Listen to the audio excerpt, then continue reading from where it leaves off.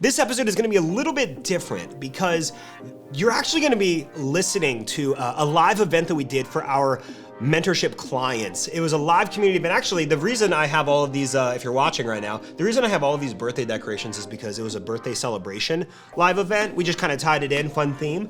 But in this segment, you're gonna hear me talk about just some really cool updates, some things that have been going on kind of in our world that are kind of fun and really neat and also kind of scary at the same time. I talk about $10 million thinking, and then I kind of end with five predictions that I have going into the Q4 holiday season. And so this is the first time we've released something from one of our actual client events. So I hope you enjoy, and if you're wondering how do I actually become a client, then you know what? You can go ahead and click the link in the description and find out how. Some of you may know, and maybe you don't if you don't follow me on social media, but I've been traveling a really good amount this summer. We were in Greece for 2 weeks. We're on the island of Ios, so it was really, really cool. We flew into Santorini, which, by the way, Santorini, it's like the White Houses on the side of the island, and Santorini sunsets are these legendary sunsets, and I'll tell you, it's completely true. We sat on this beautiful balcony as we ate dinner and we watched the sunset go down, and it was just embedded in my mind, kind of like the movie Inside Out. You have these core memories that just kind of come in, and the little gold ones roll in and they lock in, and that becomes a core memory. And I'll tell you, while we were in Greece, I had a lot of those core memories just lock in. We stayed at this amazing hotel. It was in Kalilo. It was called Kalilo, and Kelsey actually had sent me an Instagram reel at the beginning of the year of this hotel that was designed by an artist, took 10 years to build. And it had 36 rooms in it. That was it. Full staff, 2 or 3 restaurants that you could eat from while you were there, 36 rooms. And they were not made for families. They were just like couples. The most elegant place we have ever been, the best service we've ever had. And honestly, we kind of felt like royalty. It felt weird. I'm like, is this how like the super wealthy live? Because they're shuttling us everywhere here. They're taking care of us. They're nice. They're pulling out my chair for me. I'm like, man, can you guys just like feed me too? I mean, I'm almost there. And it was this amazing experience. And we got to enjoy this because we built this business that allowed us to actually go do that.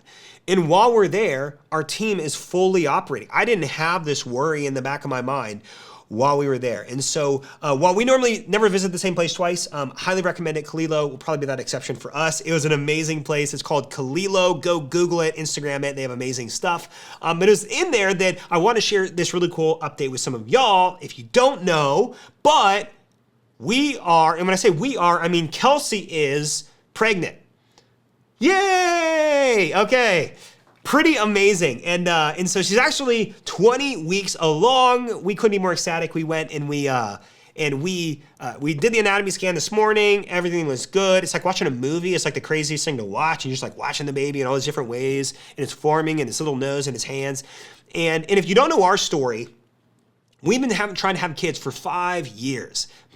Going through the treatments, going through the process, hiring doctors, going through like fertility stuff, and it just wasn't working. And the doctors were like, you can't have kids, both of you together, never ever gonna have kids, like a very slim possibility that could happen. And I always had this piece, I'm like, it's gonna happen, and I know that in God's time this is gonna happen. And I remember this one day, Kelsey and I were driving, and I said, hey, I believe that God wants us to adopt. She looked at me and said, I've been feeling the same thing. And so we actually began the adoption process. We started looking for an agency, and within 4 weeks, we had actually signed the paperwork, paid the agency, and we're going out to dinner to celebrate, and we found out that she was pregnant, which is crazy because when we backtrack, she was pregnant. She got pregnant the week that we made the decision to actually pursue adoption, which is pretty amazing. Talk about timing, right? We make this commitment. I'm like, I believe that God wants us to do this. She said, I think the same thing. And we said, yes. And that was the week she got pregnant. We found out 4 weeks later after we signed all this stuff. It's like God waited for us to like sign it and pay the check. And then we're going out to dinner, and then we find out. So grateful, super excited to be a dad. And that was in July. But we recently got back from Fiji. And we go to this trip. I go to this mastermind. It was a 10-day trip. It was a four-day mastermind, which I'm trying to recreate that experience for all of y'all at the Orlando intensive that we have coming up. But if you aren't familiar, by the way, Fiji, it's like 300 islands, super beautiful. Highly recommend it. Check it out. But while I was there, 2 really important things happened, or really, maybe not important, but big things happened. Thing number one is there was a third day we were there, and it's 6 a.m. in the morning, and I wake up in this frenzy, like sicker than I've ever felt. And you know that feeling where you're kind of like waiting, and you're like, I feel like I want to vomit my guts out, but not really. And then I'm in there, and I end up like, it hits me. And I'm like showering, and I'm like, sorry for the details, vomiting and in severe pain. And then this pain goes into my neck and it goes into my shoulders, a searing pain. And I have a high pain tolerance, and I tell Kelsey, we need to go to the medical center, but we're in Fiji and I don't know when the medical center opens. And so we call the concierge, medical center's not open. They take us there. And so we go there, and my blood pressure's super high, but everything else is fine. I'm writhing in pain. I can't sit still. The nurse is like, I don't know what to do. Here's some pain medication. I take it. 30 minutes later, I'm still sitting there. I'm writhing in pain. I think I'm going to die. And she's like, all right. And she makes a phone call, gets permission, takes out this needle, bends me over on the table, stabs me in the butt, and just, and I didn't feel it. I was already in so much pain. I'm like, I don't care. Hopefully this morphine or whatever she pumped into me works. And it didn't. And then she's like, all right, I got to make another call. She makes another call to get permission to use the last of their morphine or whatever it is.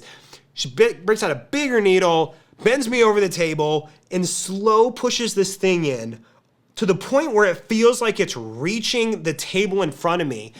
And I'm like screaming, and I'm like, ah! And she's like, I'm sorry, I'm so sorry. She's like this sweet old Fijian lady. She's like stabbing it in, injects it. I'm screaming. I feel like I'm gonna die. I go back to my room because I didn't want to go to the hospital. I fall asleep, I wake up, and I'm fine. Now, what's the point of that story? The point is, don't drink the water in Fiji. Or you might get stabbed in the butt with a needle, and it'll hurt really bad, and you'll feel like you're gonna die. That was the first thing that happened. The second thing that happened was I came back with answers to 3 what I call $10 million questions. And so when I attend events or meetings, or I meet with people that I believe can unlock this new level in business for me, I come prepared with questions that, if answered, can potentially or very likely lead me to the outcomes that I want to achieve. And I think a lot of people don't ask enough questions, or they don't ask the right questions. They exist, they live life, they do their thing day in, day out inside their business, and then they don't grow. And then when they don't grow, they complain about how nothing they ever do works for them. But I believe it's likely because you're not asking enough questions or at all, or you're not asking the right questions. But if they can ask the right questions, and if you can ask the right questions and you searched, you just might find the answers that you're looking for that can change the entire trajectory of your life. You see, like some questions, and I usually call these like the wrong-ish questions. Some questions you might think are right, but they're actually wrong. That's why I call them wrong-ish. They could lead you to a lot of answers, which might sound good, but in some situations, too many answers is not a good thing. In fact, too many answers will leave you feeling like I have 0 answers because I don't know what to do. I asked like, how do I get ads to work? And I have like, I don't know, should I make better copy? Should I make better creative? Is my EPF right? Is my funnel right? Is my upsell right? Is my AOV right? There's a lot of answers that I could potentially have of what I could go fix, but there's so many that I become overwhelmed. And so sometimes if you ask a general question that is the wrong question, and it's not the right question, well, it's going to lead you to a lot of answers that are going to leave you nowhere. But then there are questions that are the right ones. And the right questions lead to a fewer set of answers, which might sound bad, but is actually good. You see, with fewer answers, it can provide you the distinct things that you need to do next, which can in turn make you a lot more money for a lot less time. And so let me explain. And I don't know if anybody was at, I don't know if anybody was at my Lo-Fi workshop, but at my Lo-Fi workshop that I recently did, at this workshop, I wrote on my iPad and I said ransom note test at the top of the document. And I drew this line down the center of the document, making 2 columns. And the left side, I titled it 10K, $10,000. And I told like the 50 or so people that were in this workshop, I said, imagine you just launched your e-commerce store yesterday. You have $0 in sales. And then you come home one day, and you come home today, and there's a ransom note on your kitchen counter, and it says, We took your family, and if you don't make $10,000 in your business legally in the next 30 days, your whole family will die. Sounds pretty morbid. Apparently, these ruthless captors care a lot about your business more than they do your family. But hey, this is my ransom note situation. And so everyone began listing off a lot of things. What could you do to make $10,000 if you're starting with zero in your store, no email list, no database, and you have a fresh ad account, fresh whatever? And I had plenty of answers like post on social media, send more emails, run ads, go door to door, list on Amazon, Etsy, Faire, some marketplace, spin a sign on the side of the road, and a good deal more. And the responses you get are a lot because there's a lot of things you could do to make $10,000. But on the right-hand side, I then titled it and I said $100,000. And I was like, all right, so same scenario, zero store, come home, ransom note, family's gonna die, you gotta make $100,000 in the next 30 days legally. What do you do? Well, the answers become a lot fewer because you might be able to go door to door and sell $10,000 a month in product. You probably can't use that same strategy to make $100,000. Probably can't spin a sign and make $100,000 selling on your online store. And so posting on social media, for example, might help you harness orders from friends and family and some people to get $10,000 or at least a few $1,000s. But a few $1,000s of $100,000 is such a sliver that the amount of time going into that would not warrant the work required to do that. And so to achieve 10x results, you have to behave like a sniper, not infantry. You must have this high degree of precision with the things that you do. And some of you listening right now, you've been very imprecise. If you feel stuck in your business, it might be because you're asking the wrong questions and you're not asking enough questions. And so like if you're, for example, if you've been doing $20,000 and you're stuck for a while or 10, whatever, insert your number and stuck for a while, but you want to get to insert your goal. If I'm at 20,000 and I want to get to 50,000 by the end of the year, Q4 is coming up, right? Well, if I want to get there, then what questions should you be trying to answer to make that prove a reality for you? And here's a good one. Ask yourself, what am I doing that isn't bringing in profit that I should stop doing? Or what part of advertising, not just how do I make my ads profitable? Okay, yeah. Like that might be really high level, but you might actually need to ask the deeper question of what part of advertising do I need to improve my skill set on? Do I need to improve my creative creation? Do I need to improve my copyright? Do I need to improve my strategy and my optimization skill set? What skill do I need to acquire, become more advanced and better at in order to move the needle in my advertising? Or how can I better manage the way I spend my time on my business with greater intentionality and less passivity? Or what needs to change for me to prioritize email marketing in my business because I'm not, right? Or some of you are sitting here at $70,000 a month and you need to be asking, how do I maintain profitability as I hire and grow my team and not find myself with $1.06 in my bank account because I overstaffed myself like Josh did 7 years ago?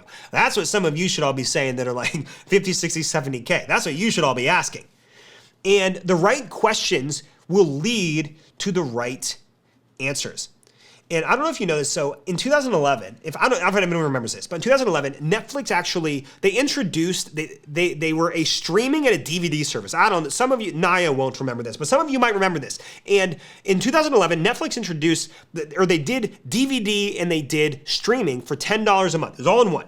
And then they decided, you know what? We want to separate these and have a DVD rental service and have a streaming service and make it $7.99 each. So if you just want streaming, you'll actually pay $2 less. But if you want both, you're going to pay $16. Well, that way Netflix is making more dollars, they're expanding, and so they go and they ask customers and they said, would you want a DVD-only platform that you could subscribe to for $7.99 a month? Would you want a DVD-only platform and then separate it and have a DVD-only option for you? And a lot of people are like, yes, that'd be awesome. I only watch DVDs. I don't know who said that. I mean, come on. That's old school. Everyone should have been streaming by then. But yes, I would like that feature. And so they're like, okay, we asked the question, do you want only a DVD platform to only subscribe for DVDs? And everyone said yes. So what they did was they created a brand new company called Quickster, and they said, all right, Quickster is the DVD company, we're the streaming company, but we own both. So you're gonna pay $7.99 $7.99 a month to Quick Start, and you're going to have your own login here. You're going to pay $7.99 to us if you want both, and you have your login here. And the stock price dropped by 77%, and they lost 800,000 subscribers in less than 4 months. They almost went bankrupt. There's a lot of stories out there. You can read the stories. It's really interesting of the hypotheses of why they did that. But the problem was, I think that they asked the wrong question. You see, they asked people, do you want a DVD-only platform?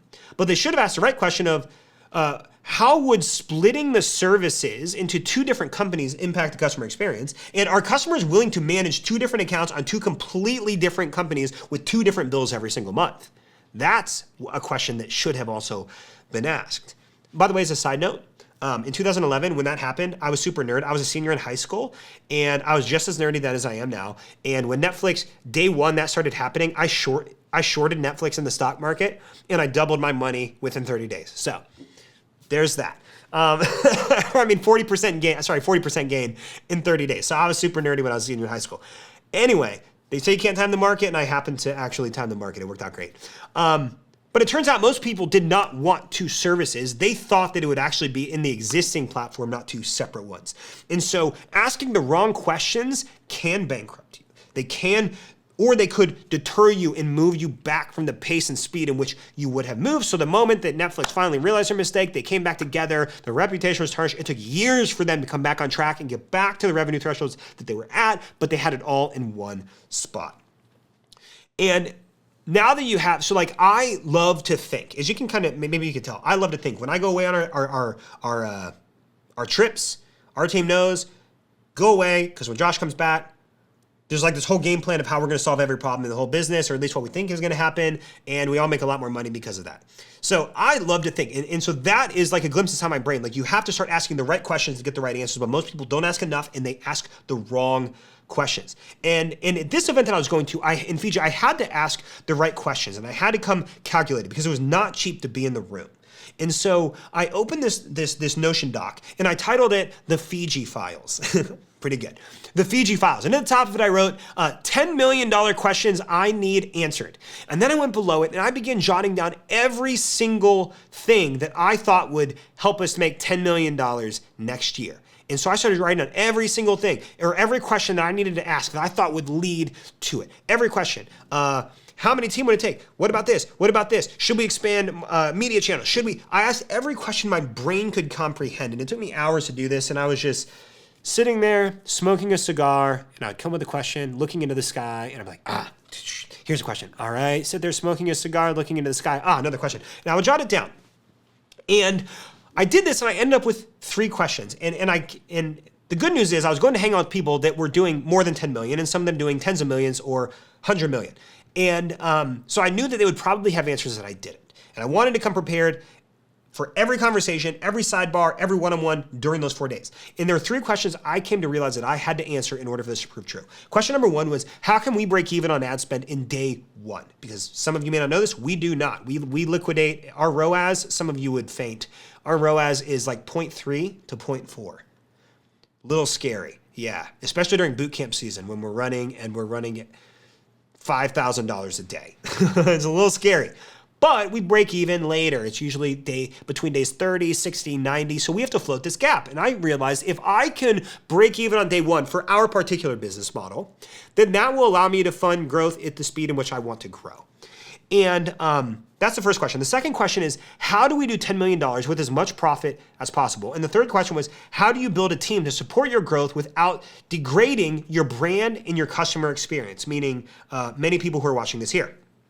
And so, because I want to build a team and support the growth, but not in a way that is unhealthy, that degrades the experience of our team and our clients. And so during this 4-day event, I had dozens of these one-on-one conversations, took so many notes. I mean, everyone, and I let everybody know ahead of time, hey, I'm taking notes, I'm not ignoring you.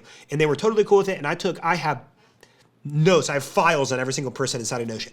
So in all these files, I left no stone unturned. I came back, and I can confidently say that by the end of 4 days, I have the answers that I was seeking. I have the exact answers. I know the resources. I know what we need to do. I know the priority in which we need to do those. But I'll tell you, it took me hours to prepare those questions. It took me hours of conversations to try to find and seek the answers to those questions. And then it took me about 4 hours of compiling over 20 pages of notes of conversations that I had to identify. I went through every page and I went down through and I said, where does this plug into my 3 questions? Some people didn't. They gave me ideas, I wrote them down. I always take everything, there's something in it. It wasn't for right now, and so I tabled it. Hours and hours of doing that. And so I found the answers to where we want to go, how we're going to get there, and what needs to prove true in order for that to happen. And as we draw closer to Q4, the busiest season of the year, I encourage you to sit down, to write. Here's what I would do. I would open up a document. I would write a pie in the sky number that you want to hit in your business for October through December. What's that number? How much you want to make by the end of those 3 months total. But add them all up. This is the number they want to hit. And I say pie in the sky because if it isn't pie in the sky and it's something like 10 to 20%, here's the answer. The answer is you don't have to do a lot. You don't have to do a whole lot more than you're doing already to probably make 10 to 20% more, or even 30 or 40% more in Q4 than you did last year or than you did in Q3. I'm asking you to do pie in the sky because pie in the sky begins to change your frame of thinking and asking the right questions, because there's a lot of answers you'll find to just add 10 or 20%. Yeah, just spend a little bit more on ads. Yeah, just send a couple emails. And for Black Friday, let's go a little deeper on the number of emails that I'm sending. Let's incorporate SMS. Let's do another promo spread somewhere in there. That will get you 20% more. How do you add 100% more? How do you add 200% more? Those are the types of questions that you should be asking yourself so that way you can find the answers to get to those, because 10 to 20%, there's a lot of answers. So most of the time, it's doing the same thing of what you're already doing. And so I recommend you take that time, write that pie in the sky number, write down everything that you think might help accomplish that, circle those things that you believe would guaranteed get you, and then ask yourself, what do I need to answer? What do I need to ask to make this possible? What do I need to do to make these 2 or 3 things in levers that I can pull and dials I can turn in my business happen? And if I can turn those, I will achieve this pie in the sky number. And the question I have to ask is, what has to prove true in these? What has to change in me and my business for that to actually happen? And so I recommend you do this. Ask those questions that, if answered, would allow you to succeed in accomplishing that number. Again, I think too many people don't ask questions, or they don't ask the right questions. Now, speaking of Q4, I want to end with some marketing predictions based on some current observations we're seeing right now. Number one, the political environment won't change people's love for holidays and spending like you think. I've had this question a lot. What's going to happen with the election? How do you think ads are going to be impacted with the election? Well, the same that they were in 2020, the same that they were in 2016, and the same that they were in 2012. We actually weren't around yet, so I can't speak to that. So they're going to do the same thing that we experienced in all that, and that is that people, their love for the holidays and spending like money is going out of style with dollars that they don't have on credit cards is not going to change. It's going to be the largest quarter ever for e-commerce. That's what predictions are. Last year was the exact same. The political environment probably is not going to change people's love for spending money. Second thing is CPMs will rise. No. Cost of advertising is going up. Leads me to number 3. Buyer behavior is advertising costs are going up. Buyer behavior will increase, which is going to counter your CPMs. So get out of your head on that. The fourth thing is that the ones who wait until November to start planning and launching stuff are going to lose to the ones who plan in September and October. And the fifth and final thing, and this is actually a pretty big shift that I'm very excited to share more on, and that is that I believe product diversification versus single product entry will become the name of the game in Q4 and moving forward for a pretty good while. We've been seeing a lot of different shifts and trialing a lot of different things. And some of you have been seeing the lo-fi campaigns and trialing those different things. And you all know how much I believe in evergreen product funnels and going deep and mastering that funnel. I still do. But the percentage allocation of spend and focus is going to just adjust slightly as we introduce new ways to think about your business and the different product that you actually offer, the suite of products that you offer and how you position those. And here's the good news. The good news is that you are our clients and we love you. And because we love you, we share everything that we know and are trying and what we believe you should do during sessions that we have. So we have game planning, strategy stuff in September, October. We're gonna give you everything. We're gonna give you templates. We're gonna give you strategy. We're gonna say, this is how exactly we'll do it. Do as much as you want or as little as you want. For those of you that were here last year, the strategy is shifting slightly. Actually, there's some things that are shifting pretty majorly.